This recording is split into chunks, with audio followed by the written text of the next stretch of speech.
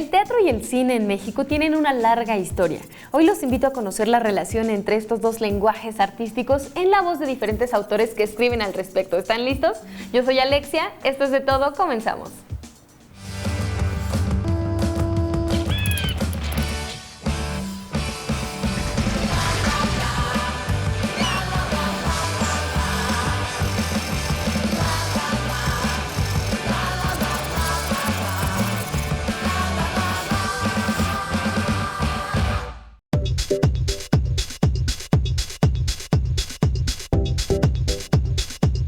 La idea de compilar todos estos ensayos para hablar de la relación entre el teatro y el cine mexicano es de Hugo.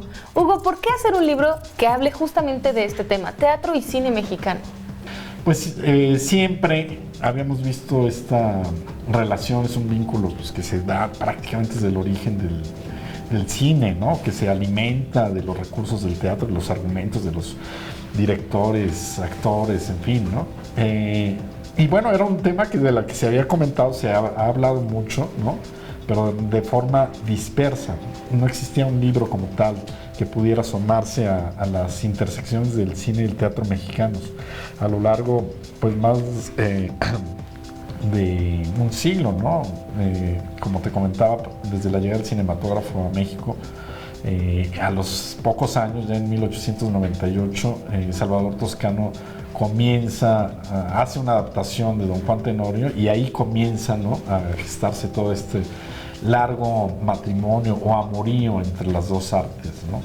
Veíamos que la ambición o la magnitud de todo de estas intersecciones, de este universo entre cine y teatro era muy amplio, ¿no? Y por eso mismo, pues dudábamos un poco cómo entrarle, cómo abordarlo, cómo desgranarlo, ¿no? Entonces nos pareció en aquel momento con los editores, Luis Jorge Arnao, Alejandro Toussaint, que la mejor manera de hacerlo, de tener una aproximación a un tema que no se había abordado en ningún libro aquí en México, era con distintas voces, de distintos autores, y que nos pudieran, de tal manera que pudiéramos integrar un caleidoscopio, ¿no? Claro.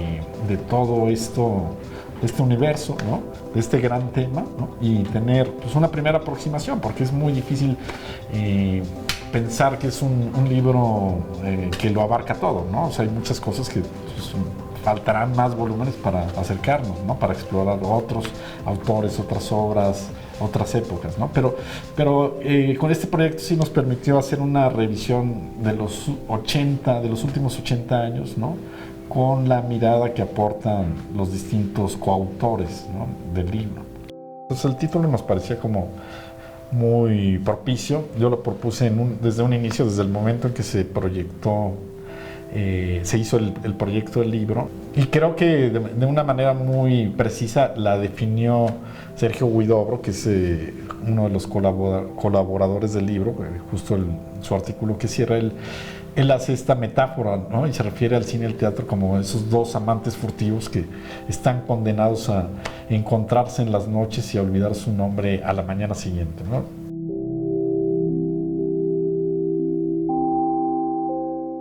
Hugo, y en el caso de tu ensayo particularmente, ¿por qué decidiste abordarlo a través de los albañiles? Pues mira, me parecía que era muy importante que en el libro hubiera un espacio dedicado al trabajo de los actores, ¿no? Porque en el libro pues hay ensayos sobre directores, sobre dramaturgos, sobre películas muy particulares, ¿no? Y el trabajo de los actores, bueno, es fundamental, ¿no? Y sobre todo pues estos actores que han hecho carreras en ambas disciplinas, ¿no? Pero también hay multitud de casos, o sea, bien merece un libro muy en particular asomarse al mundo de los actores entre el cine y el teatro, porque son muchísimos, ¿no? Y me parece que Los Albañiles nos permitió como asomarnos a un caso muy concreto para poder ver a dos actores importantes en México, ¿no? Con una trayectoria notable, ¿no? Como es Ignacio López Tarso y José Carlos Ruiz, y que de alguna manera, aunque son contemporáneos, bueno, nos permiten tener al mismo tiempo una visión de cómo cada uno interpreta su trabajo en el cine y el teatro, ¿no? Por ejemplo, López Tarso, que hizo muchas películas importantes y sigue en activo ahora en el teatro sobre todo, ¿no? Y en televisión, pero en teatro, digamos. Él se refiere a sí mismo como un actor de teatro fundamentalmente, ¿no? Aunque tiene toda esta trayectoria y para él lo que más disfrutaba era o sigue disfrutando es hacer teatro, ¿no? En tanto José Carlos Ruiz, en contraparte, él afirma lo contrario, ¿no? Tuvimos la oportunidad de platicar con los dos, pero él decía que para él sobre todo, él se sentía un actor de cine, ¿no? Y que la primera vez que vio venir esa cámara de cine, esas enormes que eran las Mitchell, en la película de Viento Negro hacia él, como una locomotora, decía que bueno, que quedó fascinado, ¿no?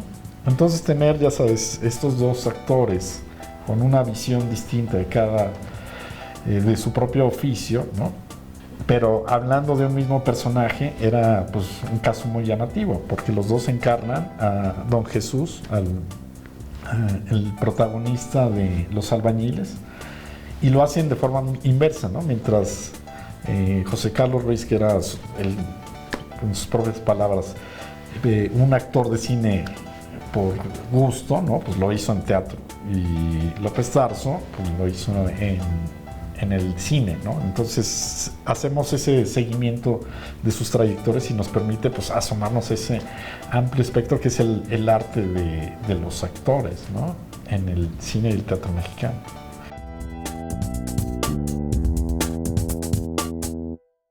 Un curioso suceso en el teatro y el cine de los 60 fue Las Troyanas, y precisamente así se titula el ensayo que escribe Elisa Lozano. Elisa, ¿por qué escogiste Las Troyanas para hablar en este libro? Bueno, como el tema era cine y teatro, y yo hace muchos años había entrevistado a Sergio Béjar, que fue el que filmó la puesta en escena de Las Troyanas, pues se me hizo que era el momento y la oportunidad idónea para explorar un poco más de este montaje. En el teatro, porque era una adaptación de esta tragedia griega hecha por el padre Ángel María Garibay, sobre la puesta en escena de José Solé, que en aquel entonces ya era un director muy importante. Estaba estelarizada por dos actrices fundamentales, como eran Ofelia Guilmain y Carmen Montejo. La escenografía y el vestuario eran de Julio Prieto, y también todo el cuadro de actores era muy importante. Entonces, a su estreno, de verdad sí fue un suceso importante, como develan las críticas del momento que recopilamos en la hemerografía. Y en el cine, porque no es una película de autor, o sea, Sergio Béjar, que es el que la filma el montaje que había hecho Solé, no es algo como una obra personal, ¿no? Entonces, por eso es como muy interesante este proyecto, ¿no? ¿Y por qué decidió Sergio Béjar filmar la obra tal cual como la montó el maestro Solé y no recrear el montaje o hacer una adaptación para cine? Pues él, a mí lo que me contó de viva voz fue que le había fascinado lo que había hecho José Solé. En realidad, después cuando entrevisté al maestro Solé, lo que él me comenta es que Benito Coquet, que era el director de los teatros del IMSS, bueno, el director del IMSS en ese momento, en los años de 58 a 64, quiso filmar la obra para poderla llevar por toda la República, porque era muy caro transportar la escenografía y llevar a todo el cuadro de actores. Entonces, más bien, la idea era como democratizar esta obra y que todo el mundo tuviera acceso para poder verla.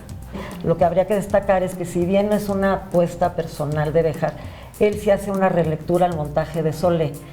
Y se ve ahí también, lo digo yo en mi artículo, todo el estilo de Agustín Jiménez, estos planos muy complicados, estos contrapicados, estos claroscuros, ¿no?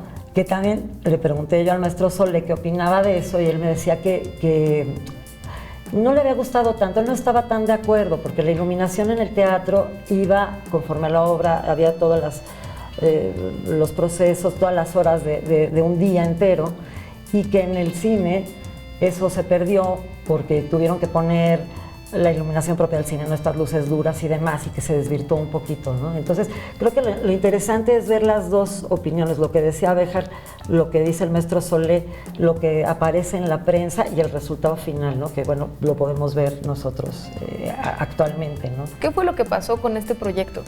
Pues bueno, según lo que me narra el maestro Solé, y también está un poco en las críticas que hace García Riera a la película, es que los actores en la película de Béjar se ven muy exagerados, ¿no? Como decía el maestro Solé, claro, en teatro tú tienes que impostar la voz para que te oiga hasta el último espectador en la última fila. Y al paso en el cine se ven un poco exagerados, un poco acartonados. Y sí, eso me decía el maestro Solé, que a lo mejor tuvo que mesurar un poco más a, por ejemplo, a Ofelia Guilmán y a Montejo, que en el teatro, en la obra de teatro estaban estupendas. Y aquí él, como lo hizo también, estaban como dirigiendo Béjar y él, pues no se logró ese mismo resultado que estaba en la obra de teatro. Lo que yo creo que qué bueno que la filmaron, porque si no, no podríamos ver estas actuaciones magistrales ni este montaje. Entonces, gracias a que se pudo filmar la obra, aunque no sea exactamente idéntica a la puesta en teatro, tenemos este documento que ahora es sensacional, ¿no? Elisa, ¿y qué pasó con el proyecto? ¿Finalmente sí logró que las troyanas recorrieran la República? Pues no. Fíjate que es interesante. También los que producen la película la patrocina el Sindicato de Trabajadores de la Producción Cinematográfica. Y parece ser que nunca se exhibió por la República. La idea no era explotarla comercialmente, pero no se proyectó como se tenía pensado. Yo lo que vi en las fuentes consultadas es que la primera vez que se proyecta fue justo en la Cineteca, como por ahí del año 2000, y después yo me acuerdo que también Juan Carlos Bonet, que es nieto de Ofelia Guilmán, hizo una proyección en el Teatro Xola, pero no, la idea esta que era muy buena de pasarla así por todos los espacios de la República, eso no se logró. Padre de mi amo, venerable Príamo, condúceme a reposar ya en el Hades. Roberto Fiesco es director y productor de cine y también colaboró con un ensayo para este libro. Roberto, ¿cómo se llama tu ensayo? Se llama La erupción de la ciudad y va acerca de los signos del zodiaco, aquella obra de Sergio Magaña que se estrenó en el año 51 en el Palacio de Bellas Artes. Presenta junto con Rosario y los llaveros de Emilio Carballido, que se había estrenado un año antes, la entrada al Teatro Nacional de una generación de dramaturgos mexicanos que habrían de ser muy importantes para la segunda mitad del siglo. Además, están apoyados por, en ese entonces, un funcionario, un escritor enormemente notable, un director de teatro, un ensayista, un dramaturgo, un poeta, como es Salvador Novo, ¿no? Que es realmente quien introduce esta generación hacia el teatro mexicano.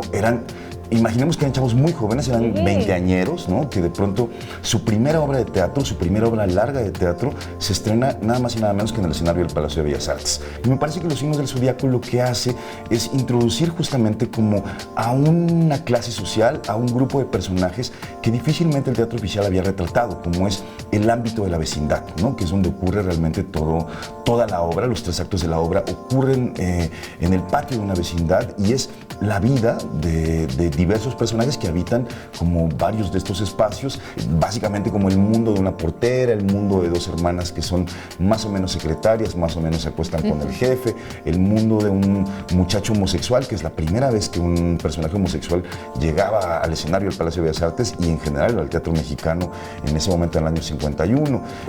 Y hay algunos toques, digamos, en estos personajes que son realmente inéditos para el teatro mexicano y mucho más inéditos para el teatro subvencionado, el teatro oficial, el teatro auspiciado por el gobierno federal, como es el Teatro de Limba. ¿Y por qué decidiste utilizar los signos del zodiaco para este ensayo? Me siento muy ligado con los signos del zodiaco porque encontré que se parecía muchísimo a lugares que yo había conocido desde mi infancia, ¿no? Como que sentía que había muchos recuerdos y había algo que quería como escarbar ahí que me parecía que era muy interesante y que tenía que ver también con las identidades de lo mexicano, ¿no? dentro del teatro, pero también como su representación fílmica podía hacer que esas identidades que parecían tan, digamos, tan verosímiles dentro del texto teatral se volvieran como más o menos estereotipadas cuando pasaban al cine, ¿no? Y hay un director ahí, que es Sergio Béjar, el que dirigió la adaptación de la película, que me parece que es un director enormemente olvidado y que sin embargo creo que tuvo grandes intentos por hacer películas de aliento y una de ellas es precisamente Los Signos. Cuando pasa al cine, ¿no? Digo, lo que hace Béjar justamente es retomar a muchos de esos actores que habían participado, por lo menos en los primeros 3 montajes que hizo Salvador Novo, y los introduce, sí, justamente como al ámbito real de la vecindad de la Colonia Guerrero, ¿no? Digo, que es como el espacio donde está ocurriendo justamente la acción, e introduce, digamos, como a otro casting, ¿no? Más comercial, ¿no? Angélica María está ahí, Kitty de Hoyos está ahí, ¿no? Digo, que eran actrices que estaban como en ese momento como muy en boga dentro del público cinéfilo mexicano, y no funcionan mal. Lo curioso es que no funcionan nada mal. Me parece que esta mixtura lo que hace es darle a la película un ambiente muy insólito en realidad, ¿no? Y hay una serie de búsquedas formales por parte de Béjar respecto a la manera de retratar, la manera de emplear la cámara, de trabajar con el lenguaje cinematográfico, que son realmente muy interesantes, que me parece que muy avanzadas, diría yo también, como para ese momento, con algunas concesiones, ¿no? Digo, de índole más o menos comercial, ¿no? Que me parece que traicionan el espíritu de la obra, y que sin embargo no deja de ser un documento muy importante de lo que eran las vecindades, esas vecindades, ¿no? Digo, súper añejas ya para ese momento, y que muchas de ellas continúan en pie hasta ahora. Y finalmente, tu participación en el libro, ¿qué significa en esta carrera cinematográfica de Roberto Fiesco? Pues la verdad es que me encantó colaborar en un libro que tuviera que ver con el cine y el teatro. Son 2 de mis pasiones principales en la vida. Entonces, de alguna manera, pensar que había como un grupo de personas que básicamente vienen del audiovisual hablando de esos 2 universos me pareció muy seductor, ¿no? Creo que en el libro hay ensayos magníficos en torno a una discusión que me parece que ha sido poco tratada en general en la bibliografía, que tiene que ver con ambos medios, ¿no? Me parece que el teatro desprecia enormemente al cine, y me parece que el cine, que ha brevado muchísimo del teatro, también lo desprecia enormemente, ¿no? Entonces, me gusta mucho la idea de que sean 2 amantes furtivos, ¿no? Justo 2 personas que se encuentran en parajes desconocidos, por las noches, en secreto, se aman y sin embargo públicamente, ¿no? No pueden confesar como esa atracción o esa pasión que sienten el uno por el otro, ¿no? Entonces, me parece enormemente afortunado como el título, la idea del proyecto, ¿no? Y creo que hay muchos temas que están ahí contenidos de épocas enormemente distintas del siglo XX, y que me parece que daría para muchos ensayos más, ¿no? Y que ojalá que sea un proyecto que pueda continuar como hablando justo de esta relación tan conflictiva, pero a la vez tan perturbadoramente amorosa como es el teatro y el cine. Y bueno, no podemos hablar de teatro y cine mexicano sin hablar de Hugo Argüelles, ¿o no, Miguel? Así es, Hugo Argüelles es uno de los principales dramaturgos en la historia del teatro y del cine en México. ¿Y qué obras escogiste para hacer el ensayo? Las obras que abordamos de Hugo Argüelles son El Tejedor de Milagros, Los Cuervos Están de Luto y Doña Macabra. Como te decía, la obra de Argüelles es amplísima, es tremendamente vasta, entonces abordar a Hugo Argüelles nos daba para un libro entero de varios volúmenes, ¿no? Entonces lo que buscamos fue algún elemento en ellas que las uniera, y encontramos estas 3 obras que la particularidad era que las había escrito Argüelles para teatro, y que después el mismo Argüelles había escrito la versión cinematográfica, había hecho la adaptación cinematográfica con colaboración de algunos otros autores, pero él mismo, o sea, él fue muy prolífico tanto en teatro como en cine por separado, ¿no? Pero estas 3 obras en particular, él las adaptó para ambos medios, para teatro y para cine. Los principales personajes son las mujeres, ¿no? Que también en estas 3 obras, las 3 mujeres que retrata aquí son algunos de los personajes más fuertes que yo he leído en teatro y que he conocido en cualquier época de la cinematografía nacional. Son mujeres tremendamente fuertes, y es una de las cosas que, por ejemplo, con Los Cuervos Están de Luto y El Tejedor de Milagros, Hugo Argüelles quería alejarse de la forma en que las mujeres eran retratadas en el teatro en México, porque obviamente el teatro en México estaba permeado por las obras españolas, ¿no? Por los autores españoles, que muchas veces ponían a las mujeres mexicanas como sumisas, ¿no? Todo el tiempo tenían que hacerle caso al marido, todo el tiempo eran personajes poco importantes, personajes de relleno, y lo que Hugo Argüelles dice, no, o sea, yo no conocí que las mujeres fueran así, ¿no? Ni son sumisas y no tienen por qué serlo. Entonces lo que yo quiero es en mis obras poner mujeres fuertes, y él mismo llama a sus heroínas completamente indomables, ¿no? O sea, yo quiero mujeres que acepten su carácter, sea fuerte, sea débil, o sea, pero que se acepten como son.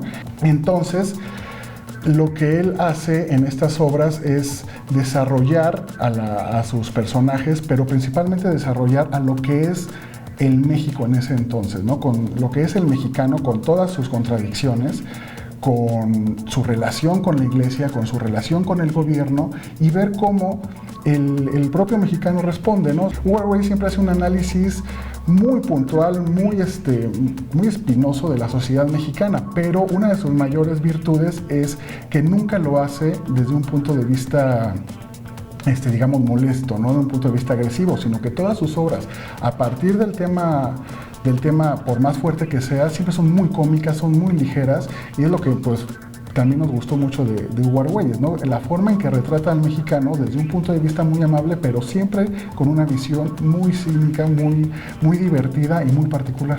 Una de